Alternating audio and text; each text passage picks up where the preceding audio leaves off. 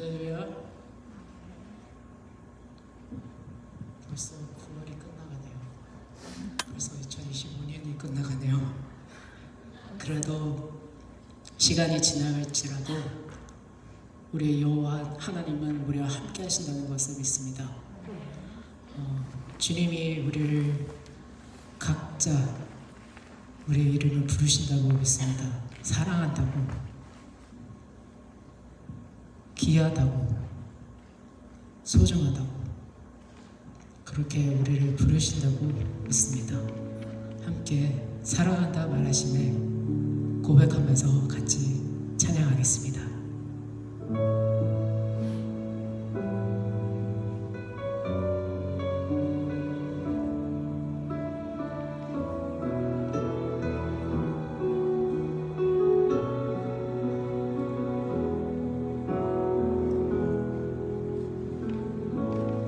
아무런 자격도 없는 나를 위해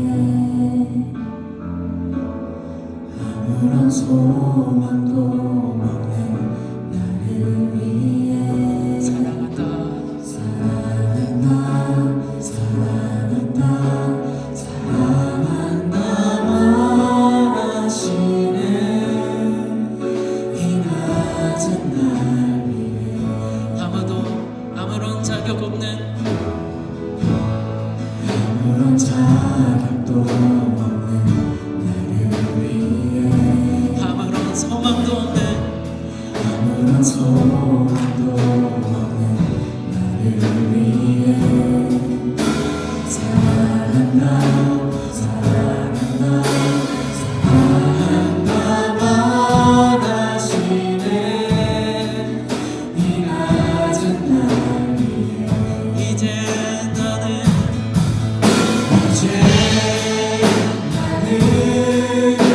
이 사랑 아니요 사랑에서 번지신 주의 자녀이니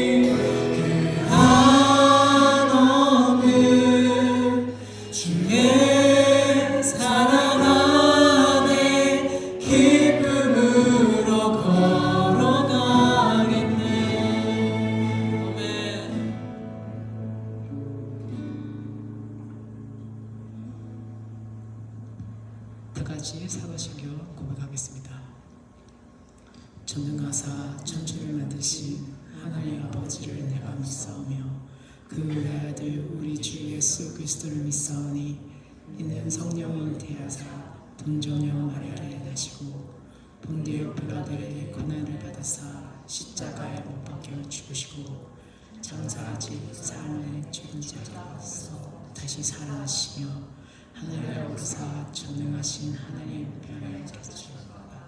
저에서 사는 자와 죽은 자를 심판하시리라. 성령이 있사오며 거룩한 공회와 성도가 서로 교통하는 것과 죄를 사하여 주신 것과 몸이 다시 사는 것과 영원히 사는 것을 믿사옵나이다.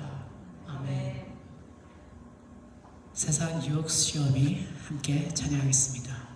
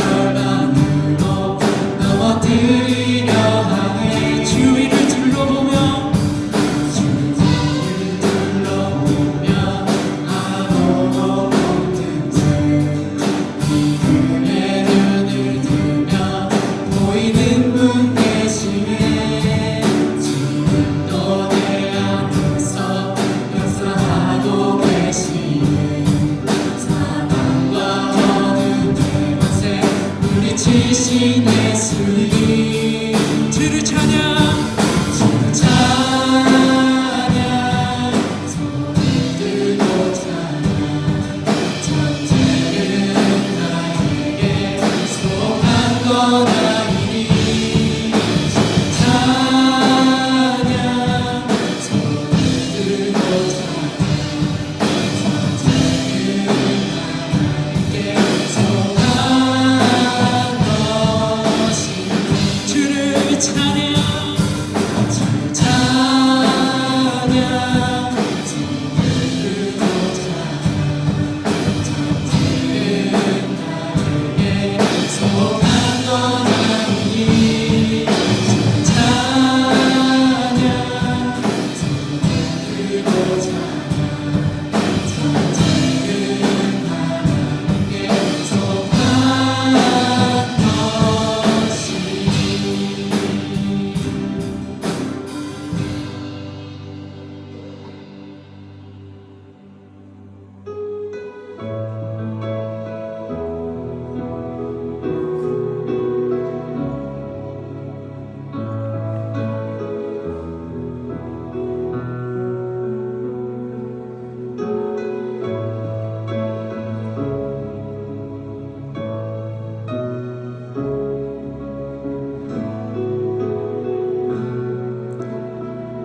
성축해 내 영혼 성축해 내 영혼 내 영혼아 거룩하신 이름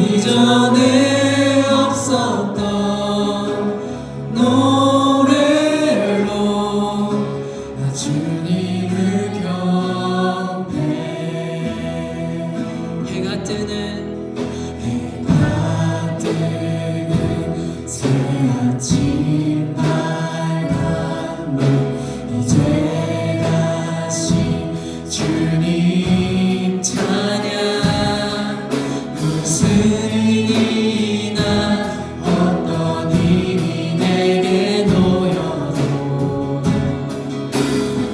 저녁이 올 때 나는 노래해. 아멘. 서축해 내 영혼, 서축해 내 영혼, 내 영혼아. 거룩하신 이름 이전에 이전에 없었던 노래로 주님을 경배해. 또 하기를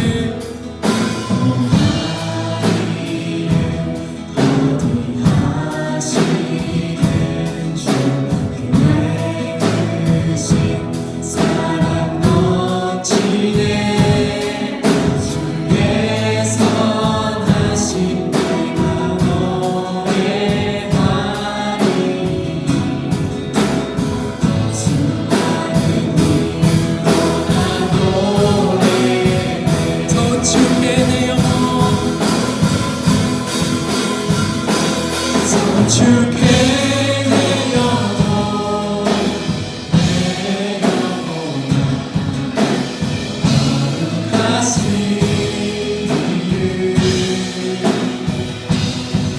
이전에 없었던 노래로 주님을 경배해. 서축해 내 영혼, 서축해 내 영혼, 내 영혼아.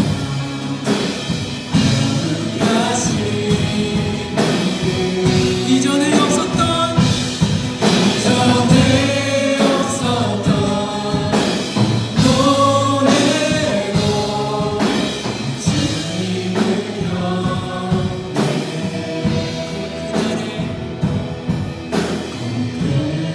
그날에 나의 힘 다하고 나의 삶을 여정 마칠 때 끝없는 찬양 나 드리리라.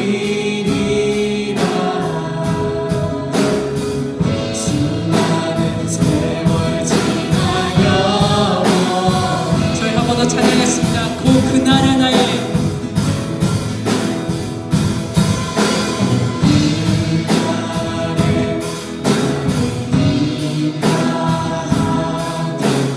내 삶을 여정 마칠 때 끝없는 찬양 나 드리리라. 수많은 세월 지나가고 서축해 서축해 내 영혼, 내 영혼아. 거룩하신 이름 이전에 없었던 이전에 없었던 노래로 주님을 경배해. 저희 영어로도 찬양했습니다. Bless the Lord. 소고로 마소, 오 마소. Worship. His holy name, sing like never before. Oh my soul, worship your holy name. I'll worship your holy name. Worship your holy name. I'll worship your holy name. Worship your holy name.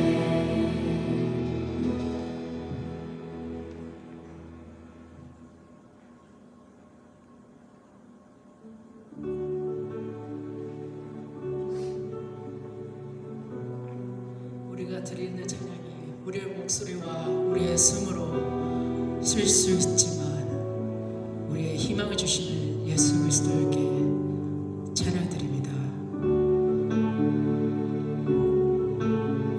숨을 쉴 수 있는 주님께로 예배를 드리며 경배를 드리겠습니다. 함께 주 사랑이 나를 숨쉬게 함께 찬양하겠습니다. 주 사랑이 나를 숨쉬게 세상 그 어떤 어려움 속에 그대로 나를 돌보시며 세상 끝날까지 지켜주시네. 주 사랑이 나를 이끄시네. 주 사랑이 나를 이끄시네. 내가 갈 수 없는 그곳으로 주의 사랑 나를 붙드시며 세상 끝날까지 인도하시네. 주님만이 내 아픔 아시며 주님만이 내 맘 어루만지네. 어느 누구도 나를 향하시 주님의 사랑을 끊을 수 없네. 주님만이 내 능력이시며 주님만이 나의 구원이시네. 어느 누구도 나를 향하시 주님의 사랑을 끊을 수 없네. 주 사랑이 나를 숨쉬게 해. 주 사랑이 나를 숨쉬게 세상 그 어떤 어려움 속에 주 은혜로 나를 돌보시며 세상 끝날까지 세상 끝날까지 지켜주시네. 주 사랑이 나를 이끄시네. 주 사랑이 나를 이끄시네. 내가 갈 수 없는 그곳을 주의 사랑을 나를 붙드시네. 내 사랑을 붙드시며 세상 끝날까지 인도하시네. 주님만이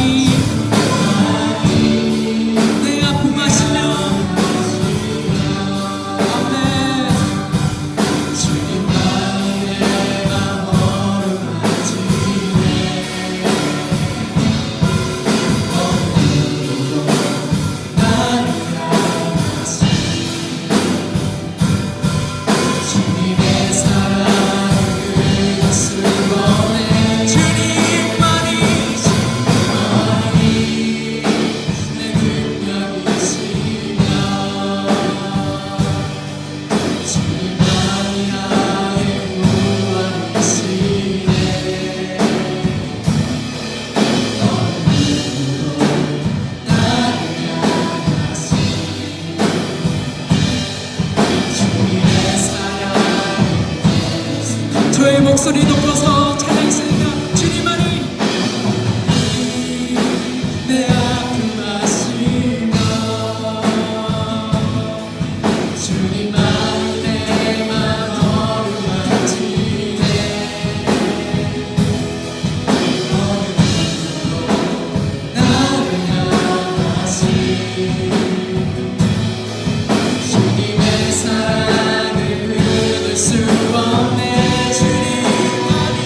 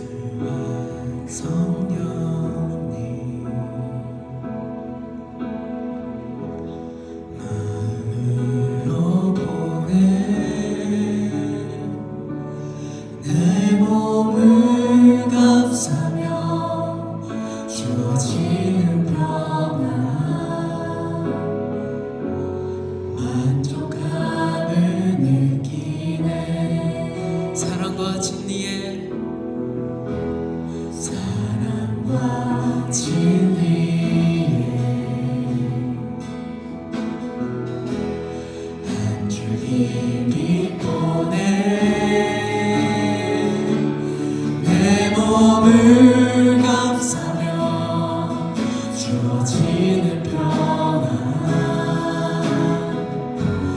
그 사랑을 느끼네 부르신 곳에서 나는 예배하네 어떤 상황에도 나는 예배하네 부르신 곳에서 나는 예배하네 어떤 상황에도 나는 예배하네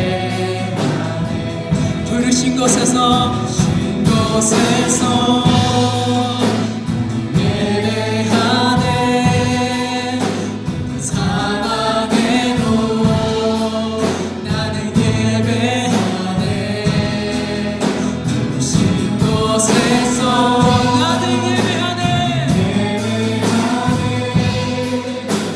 상황에도 나는 함께 내가 걸어갈 때 힘내고 살아갈 때 삶을 그곳에서 예배하네 내가 걸어갈 때 힘내고 살아갈 때 삶을 그곳에서 예배하네 부르신 곳에서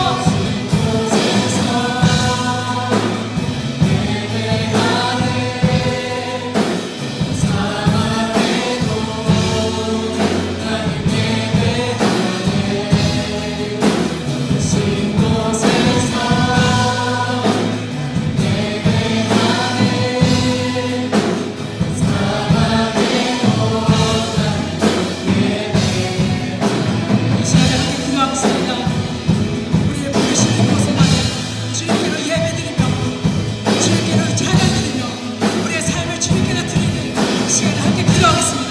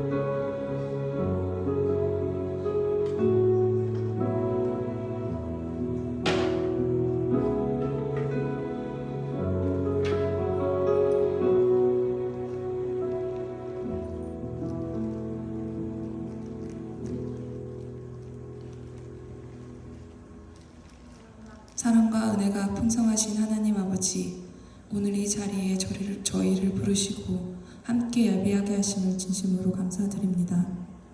주님, 우리의 삶은 때로 우연처럼 흘러가는 것 같고 실패처럼 보일 때가 많습니다. 그러나 그 안에도 하나님의 섬세한 손길과 계획이 있음을 믿습니다. 오늘도 저희는 주님의 계획 안을 걸어가고 있음을 고백합니다. 주님, 우리의 눈에는 작고 보잘것없어 보이는 순간과 지워버리고 싶은 상처와 실패가 있습니다. 그러나 하나님은 그 순간까지도 가장 아름답게, 가장 위대하게 사용하실 수 있는 분임을 믿습니다. 이제는 내가 무엇을 하느냐의 마음을 두기보다 그 일을 통해 일하실 하나님을 기대하는 마음으로 살아가기를 소망합니다. 우리가 할 수 없다고 고백할 때 개입하시고 감사와 순종으로 나아갈 때에도 일하시며 멀리 떠나 있을 때조차 주님이 먼저 불러주셔서 우리의 삶에 들어오심을 의지하고 따라갑니다. 우리가 기도조차 하지 못할 만큼 지쳐 있을 때에도 주님을 부르는 것만으로도 응답해 주시는 주님이심을, 그 믿음이 큰 힘이 되어 나가게 하여 주시옵소서. 주님, 우리의 가정과 학업과 일터, 우리의 관계와 마음, 불안한 현재와 미래까지 모두 주님의 손에 올려드립니다. 보이지 않던 길을 열어주시고 가야 할 길을 가르쳐 주시며 소망과 힘을 더해 주셔서 지금의 상황을 믿음으로 건너가게 하여 주시옵소서. 작아 보이는 순간에도 담대함을 주시고 넘어질 때마다 다시 일어설 힘을 주시며 하나님이 주시는 능력으로 살아가게 하옵소서. 저희의 인생의 작은 조각들을 모아 하나님의 작품으로 만드시고 결국 주님이 저희를 통해 이루시고자 하는 뜻이 이루어짐을 기쁨으로 나타내게 하여 주시옵소서. 저희가 절망이라 읽는 상황을 하나님은 큰 계획의 인부라 읽으시고 저희가 끝이라고 여기는 순간을 하나님은 새로운 시작이라 말씀하십니다. 우리가 외롭다고 말하는 순간에도 하나님은 내가 너와 함께한다 말씀하시며 우리의 곁에 계심을 믿습니다. 함께 하심을 믿으며 저희가 눈에 보이는 상황에만 흔들리지 않고 주님의 시선을 따라 살아가게 하옵소서. 주님을 향한 마음이 가득한 저희 뉴라이프 청년부와 찬양단 그리고 보이지 않는 손길들, 육체의 연약함을 이기고 전심으로 주님을 섬기는 권사님들 모두를 주님의 품 안에 안으셔서 강건함과 굳건함을 지켜주시옵소서. 주님께서 주신 강인함으로 치료의 순간들을 잘 견뎌내고 계신 장선희 집사님과 곧 수술을 앞둔 사모님을 주님께서 붙들어 주시길 기도합니다. 성도들이 마음을 모아 간절히 기도할 때 주님께서 들으시고 치유의 역사가 일어나는 기쁨의 순간을 경험하게 되길 소망합니다. 기도로 예배를 준비하신 목사님의 말씀을 통해 은혜로운 시간이 되어지게 하옵시며 그 가정의 필요를 아시오니 풍성함으로 채워주시고 강건함으로 굳건히 서서 교회를 이끌어 나가실 수 있게 함께하여 주옵소서. 헌신함으로 늘 앞장서시는 전도사님 가정을 웃음이 머물게 하시며 오가는 길 위에 주님의 보호하심이 늘 함께 하시기를 기도합니다. 우리의 삶을 통해 하나님의 크신 사랑과 놀라운 능력이 드러나기를 원합니다. 우리의 연약감까지도 사용하여 주시고 주님의 선하심을 세상 가운데 나타나게 하여 주시옵소서. 우리의 노래와 고백이 언제나 주님을 향하게 하시고 저희의 모든 삶이 하나님을 높이고 영화롭게 하는 도구가 되게 하여 주시옵소서. 이 모든 말씀 우리를 구원하신 예수 그리스도의 이름으로 기도드립니다. 아멘.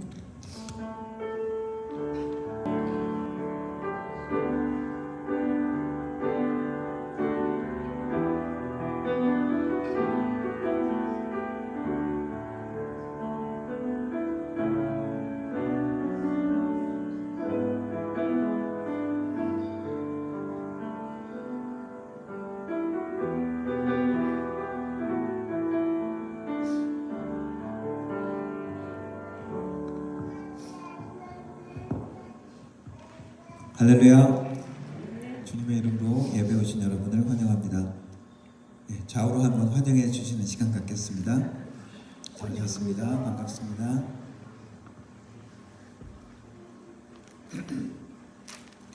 오늘 예배 후에 소그룹 리더십 모이겠습니다. 운영위원회 다 참석해 주시면 되겠습니다. 그리고 참석하시고 싶으신 분 또 참석하셔도 됩니다. 그리고 월 기도회 이번 주에 있습니다. 10월 기도회 매월 첫 금요일 금요 기도회 있습니다. 이번 주 10월 며칠이죠?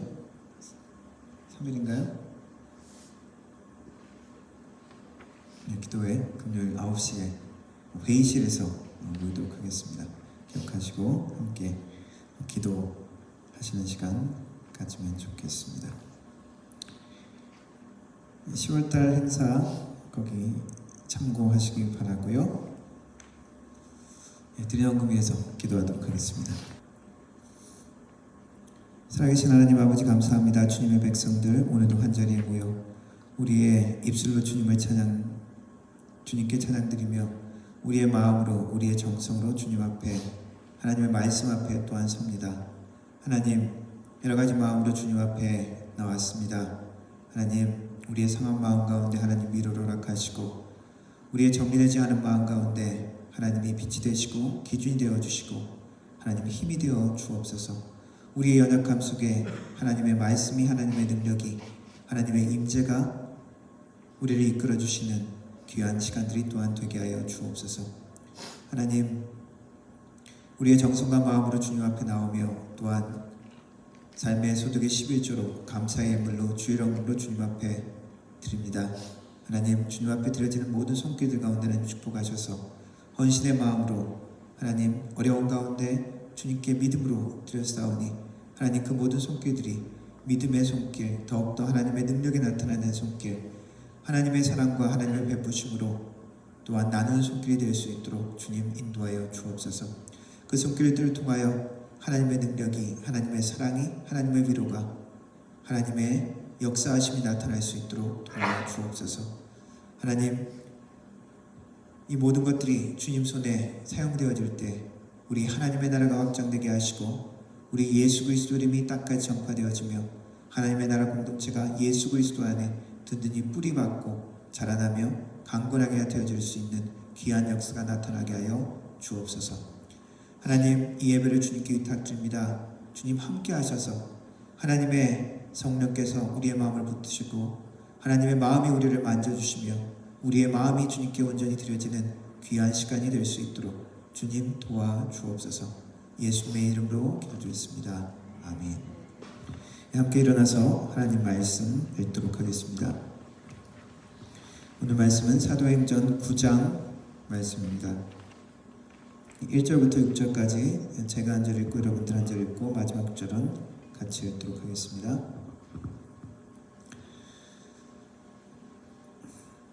사울이 주의 제자들에 대하여 여전히 위협과 살기가 등등하여 대제사장에게 가서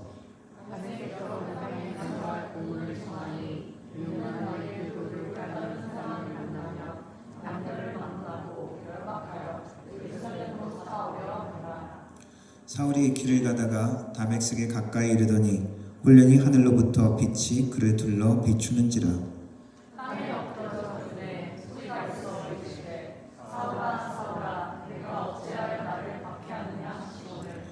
대답하되 주여 누구시니까? 이르시되 나는 내가 박해하는 예수라. 너는 일어나 시내로 들어가라. 내가 행할 것을 내게 이를 자가 있느니라 하시니. 아멘. 영어를 읽겠습니다. Meanwhile, Saul was still breathing out murderous threats against the Lord's disciples. He went to the high priest.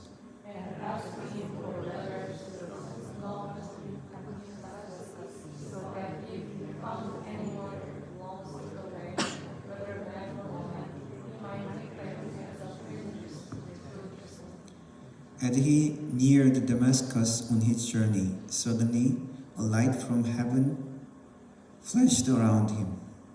He fell to the ground and heard a voice saying, Saul, Saul, why do you persecute me?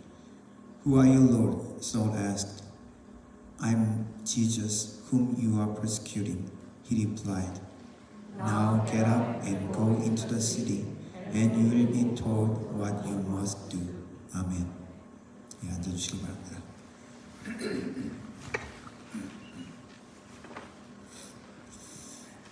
이 교회에 대해서 말씀을 전하고 있습니다. 오늘 소개해 드릴 책은 Disappearing Church라는 책입니다. Disappearing Church를 보면서 같이 발견한 책은 Reappearing Church라는 또 제목의 책을 발견했습니다. 사라지는 교회, 이 책은 2016년 나온 책이고요. Reappearing Church, 이거는 2019년 3년 뒤에 나온 책입니다. 저자는 독일한 사람입니다. 마크 세이어라는 호주의 목회자 분인데 Disappearing Church, 책 표지를 보면은 막 이렇게 막 사라지는 것 같은, 없어지죠. 뭐가 흐트러지면서 없어지는 그런 것 같은 그런 모습이 보입니다. 참된 교회의 모습을 잃어버리는 그 안타까움, 그리고 거기에 대한 도전, 그리고 경고 같은 그런 말씀을 담았습니다. 내용을 3가지 정도로 요약하자면은 왜 교회가 사라질까? 왜 사라진다고 이야기했을까? 왜냐하면 교회가 세상을 닮아간다는 것입니다. 세상을 닮아가면서 본래의 교회의 모습은 사라지고 뭔가 다른 것이 되어버린다는 거죠. 세상의 문화를, 트렌드를 따라가기 위해서, 트렌드가 세상이 얼마나 빨리 변합니까? 그래서 세상도 변하는 것처럼 우리 교회도 변해야 되겠다. 그런 요소가 분명히 있죠. 하지만 너무 세상에서 트렌드를 따라가다 보니까 교회의 본래의 목적, 본래의 가치, 본래 하나님이 주신 사명을 잃어버린다는 거죠. 그저 모이기를 강조하다 세상의 트렌드만 따라가다면은 교회 모임은 그냥 취미 동호회. 우리 자전거 타는 거 좋아하니까 자전거 동호회에 모이고, 테니스 하는 거 좋아하니까 테니스 동호회에 모이고, 책 읽고 나누는 거 좋아하니까 독서 토론에 모이고, 그런 것처럼 회비도 내고 그러면서 또 열심히 활동하는 사람들 있죠. 우리가 세상의 트렌드만 따라간다면은 이런 취미 동호회, 그런 클럽 정도밖에 되지 않을 수가 있다는 것입니다. 구제하고 세상에 우리가 좀 도움을 주자, 세상을 섬기자, 맞는 말이죠. 그러나 너무 그쪽으로 우리의 예수 그리스도를 놓치면서 그쪽에만 집중한다면은 그냥 세속적인 인도주의 단체, 유엔의 그런 여러 가지 일을 하는 그런 기구, 조그만한 그런 역할들을 하는 그런 단체밖에 되지 않는다는 거죠. 뭔가 그 일을 하는 것 같지만 뭘 잃어버리는 것입니까? 예수님의 몸된 교회는 없어지는 것이죠. 세상의 트렌드를 따라가면 그렇게 된다는 것입니다. 세상의 트렌드가 무엇입니까? 부죠. 돈이 많은 곳. 규모입니다. 그 세상적인 화려함만 따라가다 보면 그렇게 될 수 있다는 것입니다. 신앙생활도 소비주의적인 소비자 같은 그런 신앙 태도로 변하는 것을 경고하고 있습니다. 컨슈머 마인드셋. 어떤 것일까요? 시장을 보러 가서 쭉 둘러보고 나에게 맞는 것을 고르는 거죠. 모든 판단의 중심이 나에게 얼마나 유익이 된가, 얼마나 내가 이것을 통해서 내 만족을 얻는가. 그렇게 되면 어떻게 됩니까? 조금 내 마음에 안 들면 버리는 것이죠. 바꾸는 것입니다.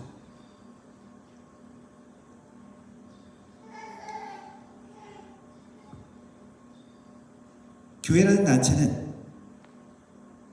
우리가 그냥 다니는 곳을 넘어서 섬기는 곳이 되어야 되죠.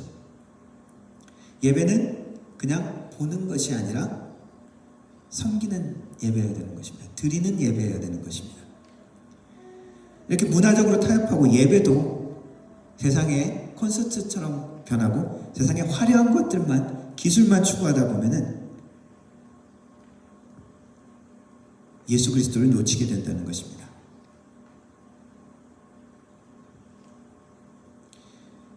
세상과 타협하는 모습 가운데 어떤 것들이 또 있을 수 있을까요?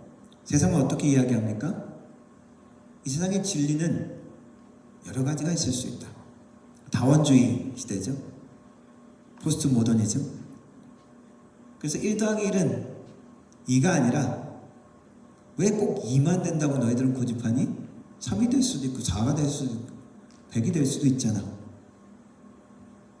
교회에 어떻게 이야기합니까? 왜 예수 그리스도만 진리라고 이야기하니? 교회는 너희는 왜 그렇게 독선적이니? 그렇게 이야기를 하죠. 우리가 거기에 그 사람들이 들어줄 필요는 있지만은 하나님이 주신 기본 메시지를 타협하게 된다면은 그 사람을 두려워하게 된다면 결국 우리는 세상과 타협하게 되는 것이죠. 문화와 타협하게 되는 것입니다. 그렇게 되면 될수록 무엇을 잃어가는 것입니까? 예수 그리스도의 몸이 사라져가는 것입니다. 예수 그리스도의 능력이, 성령의 능력이 사라져가게 될 수 있다는 것이죠. 책 전체를 요약한다면 교회가 문화와 세상과 구별되지 않을 때 그 문화를, 세상을 도전하거나 변화시킬 힘을 잃게 된다는 것입니다.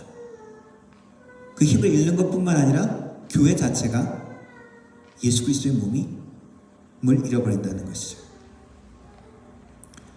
이 마크 세이어 이 목사님이 3년 뒤에 또 다른 책을 냈습니다. 제목은 Reappearing Church.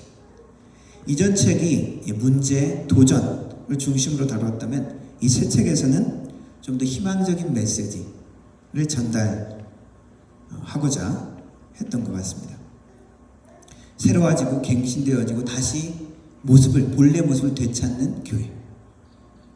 교회의 역사를 통해서 쭉 그런 것들을 예를 들어서 설명하면서 이야기를 합니다.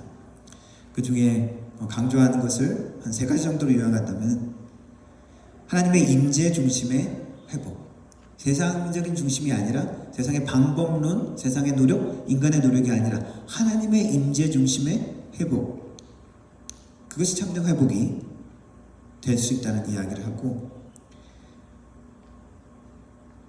작지만 헌신된 공동체의 힘과 능력, 그 가능성을 이야기합니다. 세상의 방법과 다르다는 것이죠.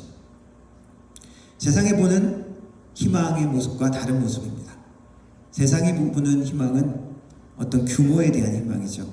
그러나 신앙에 보는 회복의 모습들은 다른 시각으로 보는 것입니다.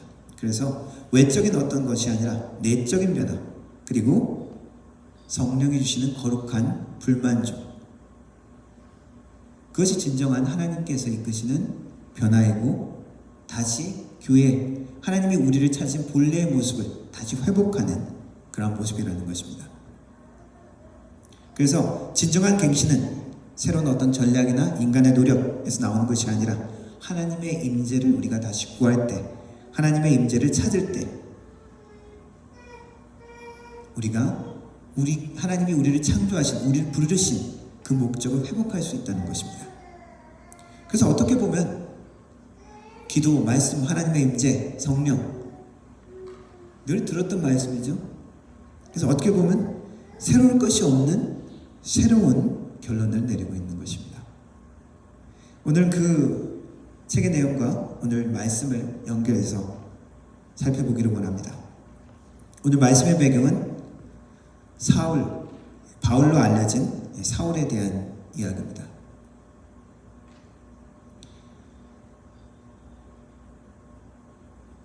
그의 이름은 구약의 사울왕 있죠? 그 사울입니다. 그리고 이 이름이 헬라어로 파울로스가 되는 것이죠. 이 사울이라는 청년의 고향은 유대 지역이 아니라 타르소스라는 터키 지방 가까운 그쪽 지역입니다. 출신이 정통 유대인들이 있는 그 유다 지역이 아닌 다른 곳이죠. 하지만 이 사울이라는 청년은 정통 유대인의 교육을 받은 바리새파 사람이었습니다. 그리고 가말리엘이라는 당시에 영향력 있던 바리새파 유명한 학자로부터 직접 교육을 받은 제자입니다. 가말리엘이라는 사람은 당시 유대 사회에게 꽤 이름이 알려진 유명한 사람이었습니다. 바리새파의 랍비였고 학자였습니다. 그리고 이 사람은 힐렐이라는 사람의 손자였는데 그것 때문에 또 이름이 좀 유명했습니다. 힐렐이 누구냐 하면은 이 바리새파 안에서도 여러 이제 학파들이 있는데 그 중에 주요 그룹이 바리새파 안에서도 할렐 학파와 샴마이 학파라는 그런 그룹들이 있습니다. 할렐 학파는 율법을 조금 플렉시블하게 거기에 의미가 무엇인지 본래 의미를 찾아서 조금 여유를 두면서 좀 해석하는 그런 경향이 있고, 이 샴마이 학파는 문자를 문자 그대로 literally 그렇게 해석하는 그런 경향이 있었습니다. 할렐은 그렇게 율법을 해석하고 그렇게 가르쳤던 아주 유명한 사람, 그 사람을 통해서 그 학파가 생겼는데 그 사람의 손자였으니 이 사람도 유명한 사람인 것이죠. 그래서 사람들이 어떻게 불렀냐 하면은 라반 가말리엘, 보통 랍비라는 말은 나의 스승이라는 뜻인데 라반은 우리의 스승이라는 뜻입니다. 그러니까 라반 가말리엘 해가지고 당시에도 아주 존경받는 사람이 가말리엘이었던 거죠. 사도행전 5장에 보면 산헤드린 공의에 예수님의 제자들이 끌려갔을 때 가말리엘, 그 바리새인 중에 가말리엘이 나와서 너무 우리가 그렇게 핍박하고 억지로 막을 필요가 없다. 이것이 하나님으로부터 온 것이라면 우리가 막아도 소용없고, 그리고 하나님으로부터 오지 않은 것이라면 아마 스스로 사라질 것이다 라고 이야기를 하면서 조금 유화적인 이야기를 했고 사람들이 그 말을 따랐던 그런 장면이 나옵니다. 그런 만큼 유명한 힘 있는 영향력 있는 인물이었죠. 그가 죽을 때 율법의 영광이 사라진다이라고 했을 정도로 유명한 사람입니다. 이 사람으로부터 직접 교육을 받은 사람이 바로 사울이라는 것이죠. 사울의 특이한 점은 그렇게 정통 가말리엘 유대인이었을 뿐만 아니라 나이 때부터 로마 시민권을 또 가지고 있었습니다. 특이하죠. 부모나 배경이 유대 사회뿐 아니라 로마 제국 안에서도 사회적이나 그런 영향력, 나름대로 어느 지위 정도 지위를 가졌던 것이라는 것이죠. 이 청년이 유대교의 열심이었습니다. 그 율법을 그렇게 배우고 해석하고 연구하고 가르칠 정도로.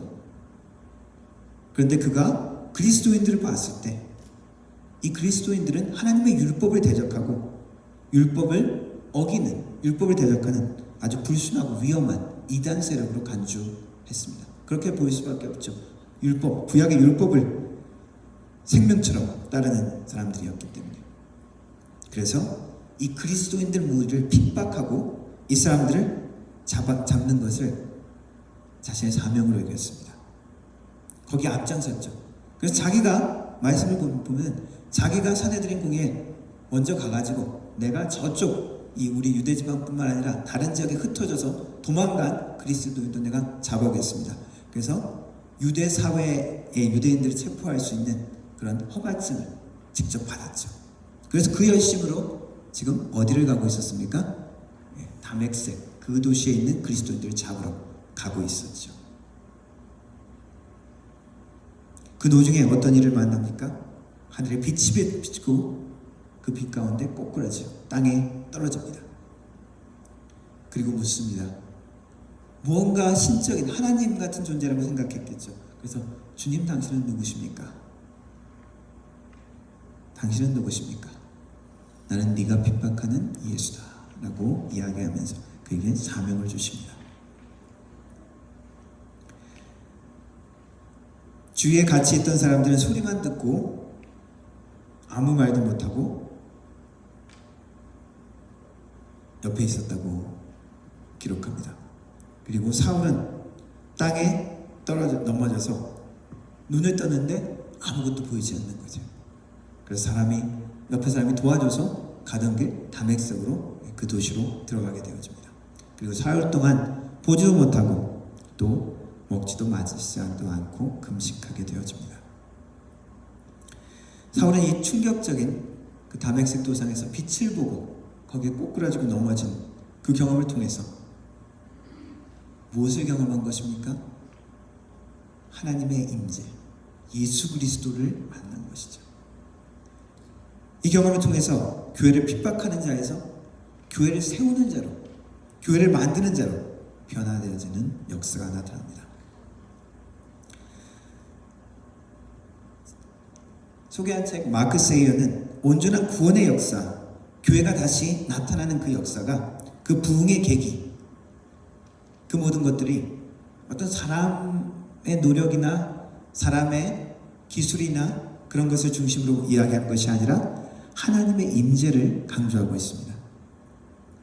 바울의 변화의 계기가 자신의 결심이나 자기의 깊은 깨달음에서 온 것이 아닌 것이죠. 이 사울이 그리스도인이 될 가능성, 어떠한 조짐, 그런 것들이 있었습니까? 전혀 없었죠. 오히려 그리스도인을 혐오하고 핍박하고 죽이는 데 열심이었던 청년이었습니다. 우리들이 노력하고 애쓰고 그러한 것들을 하나님이 사용하시지만 우리가 교회될 수 있는 근본적인 힘은, 원천은 하나님의 개입하심이라는 것입니다. 그분의 임재, 그분의 오심이라는 것이 반드시 필요하다는 것입니다. 1906년에 미국의 LA 아주사 스트릿에 하나님의 성령이 임했습니다. 조그맣게 시작된 그런 기도 모임이었는데, 집회였는데 여러 인종이 섞인, 그렇게 부유한 사람이 많이 있는 지역이 아니었습니다. 가난하고 그야말로 여러 인종이 섞여진 그런 거리였습니다. 그런데 그 아주사 스트릿에 성령의 역사가 나타납니다. 사람들이 방언으로 기도하고 치유하고 예언의 은사가 나타나기 시작하죠. 그래서 신약적인 성령 체험이 본격적으로 부활한 다시 나타난 부흥, 그래서 아주사 부흥이라고 이야기하죠. 그 부흥의 역사가 일어납니다. 이 역사를 통해서 현대 오순절 은사주의 운동의 출발점이 되어지고 전 세계의 오순절 교단의 거의 시작점이 될 수 있는 큰 불씨가 되었죠. 그 시작은 물론 기도 모임이었지만 하나님의 임재였습니다. 하나님의 역사하심, 하나님의 만나주심이었죠. 2023년 얼마 전에 2년 전에 에스버리에서 있었던 일이 많았던 뉴스가 있었죠. 켄터키 미국의 에스버리 대학의 신학교입니다. 신학교의 채플 시간에 채플이 끝나고 나서 다 돌아가지 아니하고 몇 명 학생들이 남아서 하나님이 주시는 마음으로 계속 기도하고 찬양을 하기 시작했습니다. 그러면서 사람들이 다시 모여들고 기도하게 되고 예배가 끊이지 아니하고 기도가 끊이지 아니하고 찬양이 끊이지 않는 에스버리 아웃포링 그렇게 표현합니다. 16일 동안 그렇게 계속 사람들이 모이고 뭐 한 5, 6만 한 8만 명 정도 5만에서 한 8만 명 정도까지 방문을 했다라고 이야기합니다. 그리고 그 운동이 그러한 흐름이 전 세계적으로 확산되고 280여 개 대학에서 그런 비슷한 기도 모임 그러한 예배가 있었다고 합니다. 디지털 시대의 첫 부흥, 영적 각성이라고 알려지기도 했고, 그리고 그것이 그냥 너무 감정적인 그런 모임이다라는 약간 비판적인 그런 모임도 있었습니다. 그런 의견도 있었고, 뭐 거기에 동성애자 학생이 뭐 찬양을 인도했다, 뭐 이런 이야기들 때문에 논란이 되기도 했었습니다. 중요한 점은 진정한 변화와 갱신은 우리의 순종도 필요하지만 근본적으로 오직 하나님께로만 시작될 수 있다는 것입니다. 모세는 하나님의 인도함이 필요했을 때 이스라엘 백성들을 이끌어 나가면서 처음에 10개 돌판을 받고 그것을 깨버리고 백성들이 다시 타락한 모습 때문에 다시 징벌을 받고 그런 모든 과정을 거치면서 다시 하나님 앞에 나와서면서 간구할 때 하나님께 그렇게 기도합니다. 내가 하나님 앞에 이렇게 우리가 은총을 입었는데 하나님 우리를 더 이끌어 달라는 기도를 하면서 하나님 우리와 함께 나와 함께 가주십시오. 주의 백성으로 우리에게 나타나 주시고 우리를 인도해 주십시오. 그렇게 기도하는 장면이 나옵니다. 그때 여호와 하나님께서 모세에게 말씀해 주시죠. 내가 친히 너와 함께 갈 것이다. 너를 쉬게 해줄 것이다. 모세는 계속 기도합니다. 하나님 우리와 함께 가주십시오. 우리에게 필요하고 반드시 우리가 간구해야 되는 것 하나님의 만나주심입니다. 하나님의 임재입니다. 하나님의 임재가 없는 그냥 북적북적하는 것은 결국 어떤 그냥 클럽 모임으로 끝날 수가 있습니다. 하나님이 빠진 사랑은 그냥 인본주의적인 휴머니즘적인 인간애로 끝날 수가 있습니다. 하나님이 중심이 아닌 그냥 인간적인 기도는 나의 자아실현, 내 만족으로 끝날 수가 있습니다. 그렇게 되어질 때 하나님이 우리에게 본래 기대했던 주님의 자녀의 모습, 그리스도의 몸인 그 모습은 사라지게 되는 것입니다. 잃어버리게 되는 것입니다. 우리가 기억해야 될 것은 교회를 핍박했던 사울 청년이 다메섹 도상에서 예수 그리스도께서 만나주신 것처럼 우리도 예수 그리스도께서 우리 개인에게, 우리 각자에게, 우리 교회에게 만나주시고 하나님의 임재가 필요하다는 그 사실인 것입니다.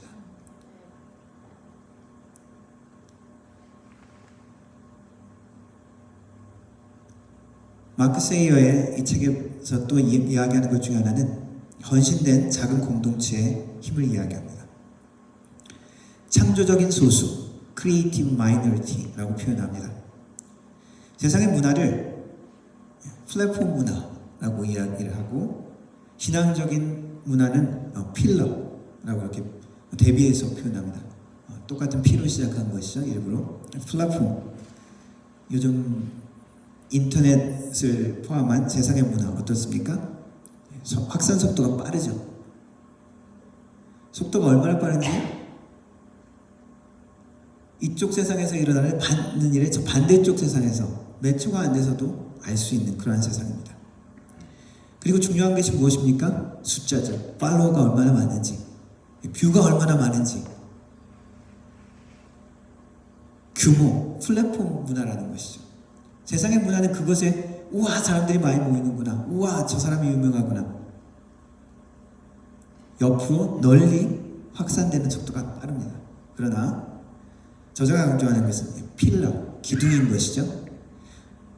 얼마나 그 기둥이 튼튼한지 깊이 있는지 그것이 빠져버린다면 아무리 넓게 빠르게 확산되는 문화나 어떤 기반이라도 넘어질 수가 있다는 것이죠.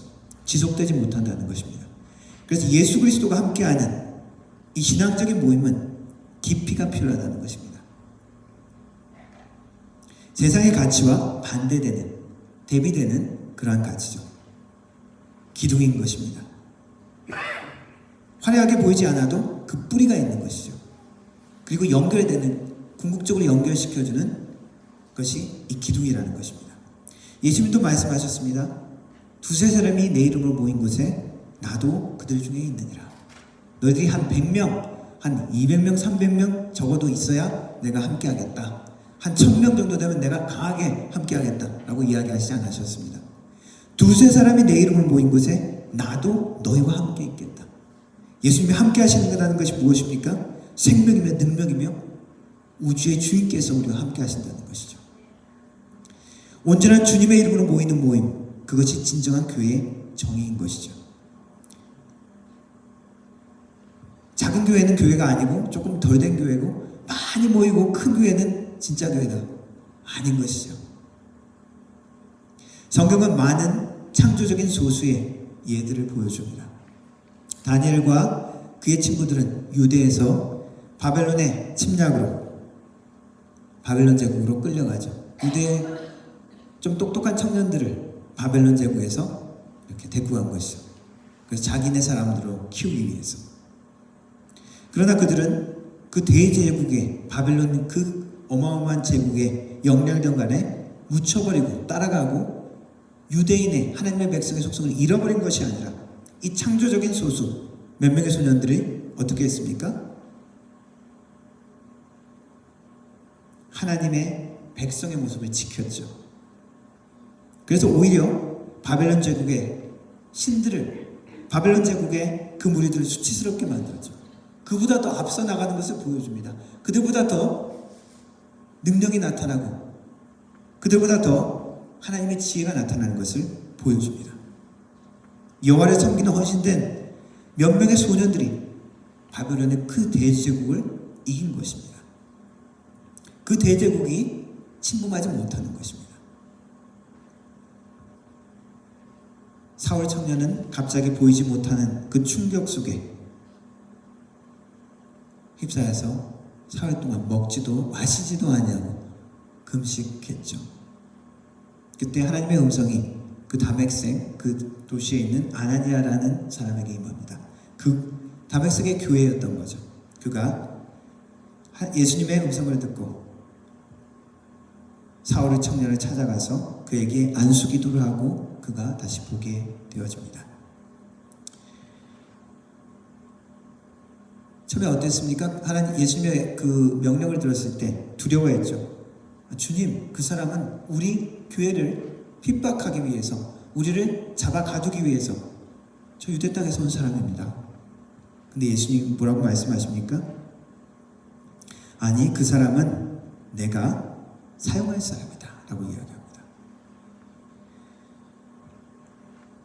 직가라는 거리 이름까지 가르쳐 주시면서 그 집에 가면은 그 집에 있는 유대인 집에 타르소스 출신인 사울이라는 청년이 있어. 그가 지금 기도하는 중이란다. 그리고 내가 그에게 보여준 것이 무엇이냐면 아나니아라는 사람이 와서 자기에게 안수하고 다시 보게 되는 것을 내가 그에게 기도 중에 보여주었다. 그래도 아나니아가 하나님, 그 사람은 우리 교회에 해를 끼친 사람입니다. 그때 예수님이 말씀하는 것이 가라, 이 사람은 내 이름을 이방인과 임금들과 이스라엘 자손에게 전하기 위해서 택한 나의 그릇이다 라고 이야기합니다. 그가 내 이름을 위하여 얼마나 고난을 받아야 할 것을 내가 그에게 보일 것이다.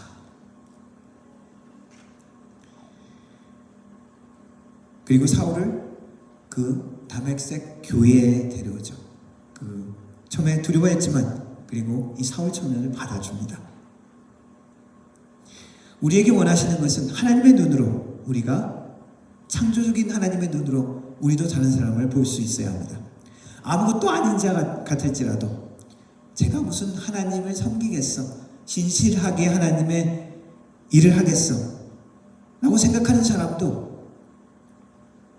하나님의 창조하시는 그 능력이 그 사람에게 임할 때 바울이 될 수 있는 것이죠. 사울 청년이, 교회를 핍박했던 사울 청년이 로마 제국을 돌아다니면서 하나님의 복음을 전하는 바울이 될 수 있는 것이죠. 우리에게 필요한 것은 우리의 내적인 변화와 거룩한 불만족이라고 이야기합니다. 시편의 기자는 시편 42편에 이렇게 기도합니다. 하나님이여, 사슴이 시냇물을 찾기에 갈급한 같이 내 영혼이 주를 찾기에 갈급하나이다. 사울은 3일 동안 금식하면서 내적인 변화를 만들어갑니다. 그리고 그 이후에 아라비아 사막에 가서 또 하나님을 깊이, 예수 그리스도와 깊이 교제했던 이야기가 나옵니다. 우리 신자들은, 예수 그리스도를 믿는 우리들은 하나님 안에서의 만족함을 배워야 하고요. 바울이 고백했던 것처럼 내가 부하거나 가난하거나 예수 그리스도를 만족함을 배웠다 그랬죠. 그리고 또한 거룩한 불만족을 배워야 합니다. 이 두 사이의 균형을 우리는 찾아야 합니다. 내 삶 가운데 하나님으로 채워지지 않는 내 부분, 내 영혼의 부분을 볼 수 있어야 합니다. 그래야 우리가 갈급해할 수 있고, 그래야 우리는 거룩한 불만족을 느낄 수 있습니다. 거룩한 갈증을 느끼는 거죠. 그래야 참된 만족을 발견하고 누릴 수 있게 되는 것입니다. 세상으로 아무리 내가 기쁨과 만족을 얻어도 채워지지 않는 내 공허함을 볼 수 있어야 되는 것입니다. 마틴 루터는 95개의 조의 반박문을 신학교 앞에 붙이면서 종교개혁의 불을 지폈습니다. 그가 본 것은 무엇입니까? 로마 카톨릭 교회의 부패와 문제였죠. 죄악이었죠. 그것을 볼 때 거룩한 불만족을 느꼈습니다. 우리가 이래서는 안 되는구나. 하나님의 교회가 이래서는 안 되는구나. 그를 통해서 부패했던 거대한 카톨릭의 세력에 도전을 받고 종교개혁의 시발점이 되어집니다.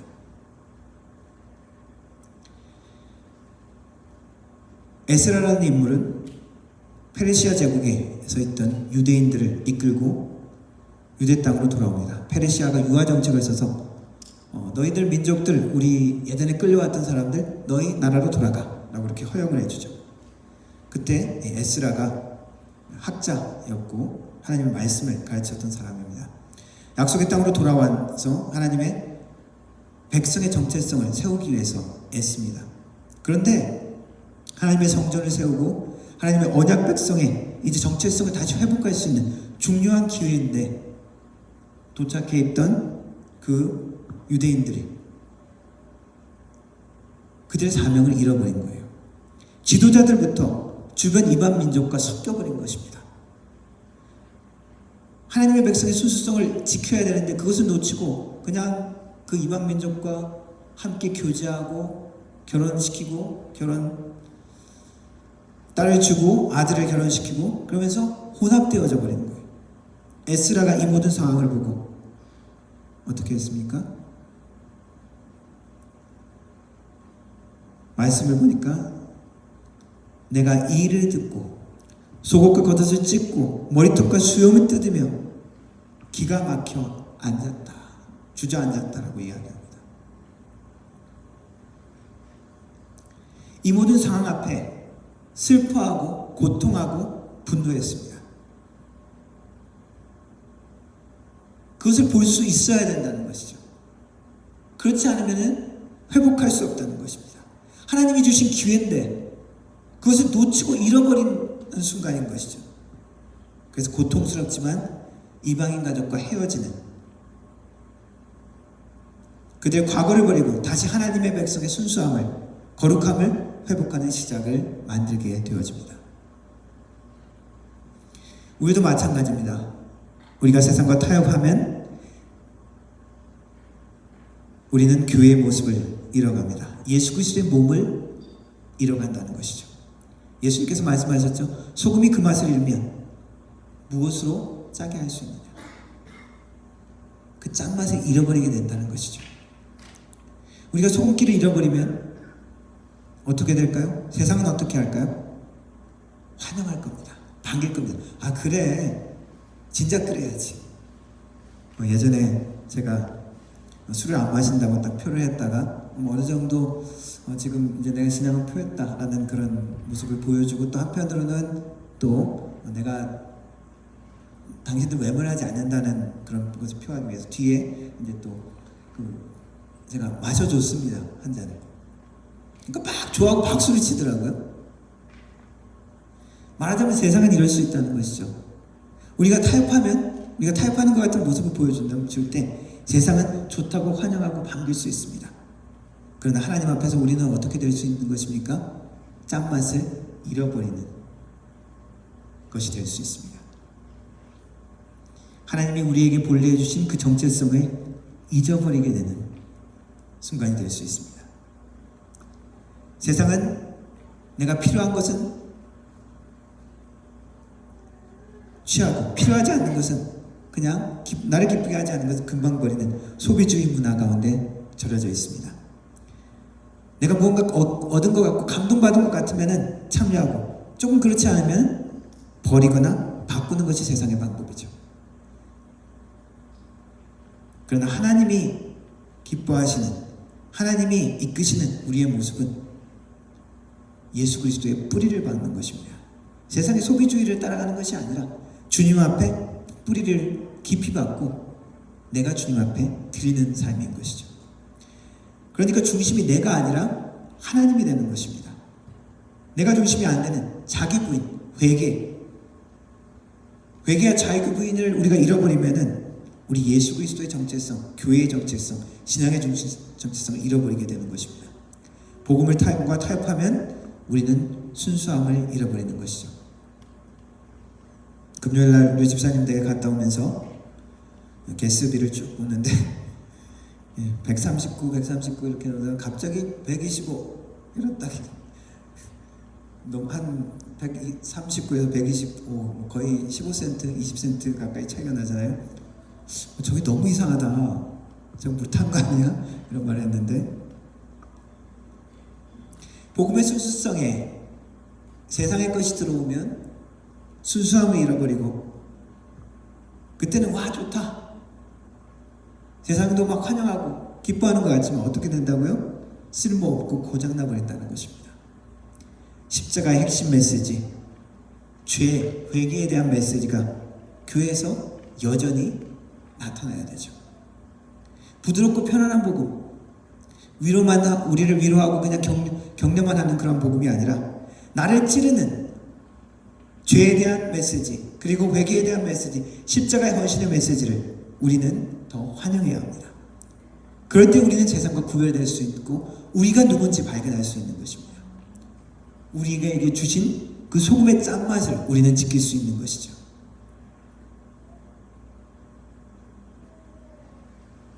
우리는 여전히 세상의 도전 앞에 사라지게 하고 잃어버리게 하는 우리의 정체성에 도전을 봅니다. 그러나 하나님의 말씀을 통해서 우리를 계속 도전하는 것은 무엇입니까? 하나님이 우리에게 함께 하시기를 원하신다는 것입니다. 성경의 모든 역사들, 그리고 교회 역사들을 볼 때 그 부흥의, 그리고 그 갱신의 시작을 하나님이 이루신다는 것입니다. 우리에게 희망이 있는 것이 아니라 교회 역사들 가운데 보여주신 하나님의 그 일하심을 볼 때 우리는 여전히 우리를 다시 하나님의 사람으로 만들어 가시는 하나님의 열심을 발견할 수 있다는 것입니다. 예수 그리스도의 일하심을, 여전히 일하심을 우리는 찾을 수 있다는 것입니다. 우리에게 요구하시는 것은 무엇입니까?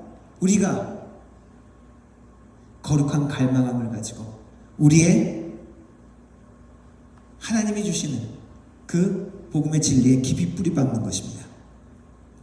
내 속이 하나님의 영으로, 하나님의 성령으로 채워질수록 우리는 하나님이 원하시는 우리의 사명을 발견할 수 있을 것입니다. 거룩한 갈망이 우리 속에 채워져서 우리의 영적인 안타까움과 목마름이 되어지고 그것이 눈물과 하나님 앞에 나아가는 기도가 되어져서 하나님의 임재가 우리를 마침내 만나주시고 우리의 예배가 참된 예배가 되어지고 하나님의 역사가 나타난 예배가 되고 우리의 공동체가 창조적인 소수로 이 땅에 하나님의 일을 이루어가는 그러한 역사가 나타나는 하나님의 공동체, 하나님의 자녀 되기를 주님의 이름으로 축원합니다. 기도하겠습니다. 살아계신 하나님 아버지, 우리 가운데 하나님의 역사, 하나님이 주신 사명을 우리가 다시 한번 기억하게 하여 주옵소서. 우리를 통해서 이루고자 하는 하나님의 계획, 우리를 통해서 역사하시고자 하는 하나님의 사람들, 우리의 말과 우리의 격려를 통하여 세워지기를 원하는 우리의 자녀들과 하나님의 사람들을 볼 수 있도록 도와주옵소서. 그래서 하나님의 역사와 능력이 우리를 만나주시고 하나님의 성령이 우리에게 일하시는 그러한 우리의 공동체가 되게 하여 주시고 우리의 가정이 되게 하여 주옵소서. 그래서 하나님의 역사하심이 우리를 통하여 이 땅에 전파되어지며 우리의 일터와 우리의 행하는 우리의 발걸음이 미치는 모든 곳에 나타날 수 있는 귀한 역사가 있게 하여 주옵소서. 그러한 교회가 될 수 있도록 도와주옵소서. 예수님의 이름으로 기도드렸습니다. 아멘. 함께 찬양하겠습니다. 비준비하시니.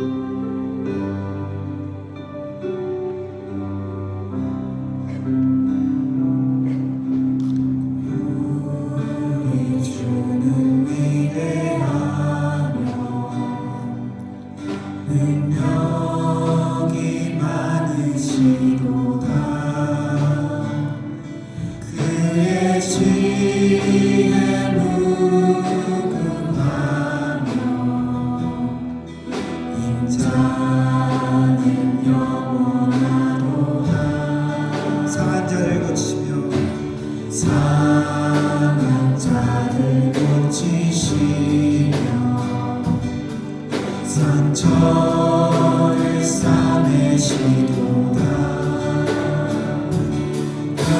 별들의 수를 세시며 이름을 붙이셨도다. 그가 무릎으로 하늘을 덮으시며 나를 위하여 준비하시니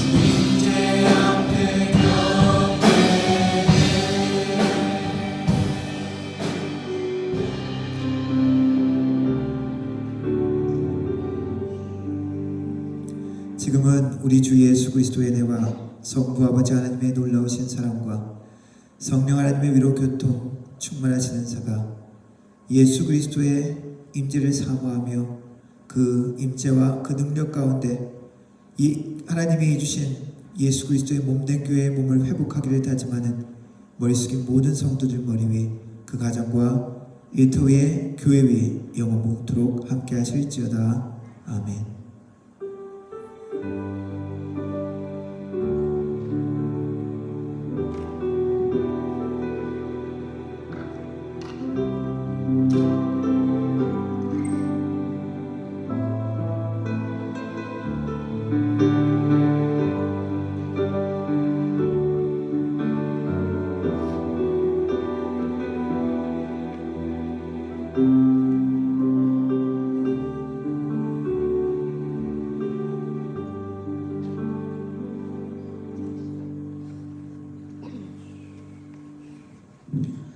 아멘. 예배가 마쳤습니다. 이번 중간 주님이 중심이 되는 삶이 되시기를 바랍니다.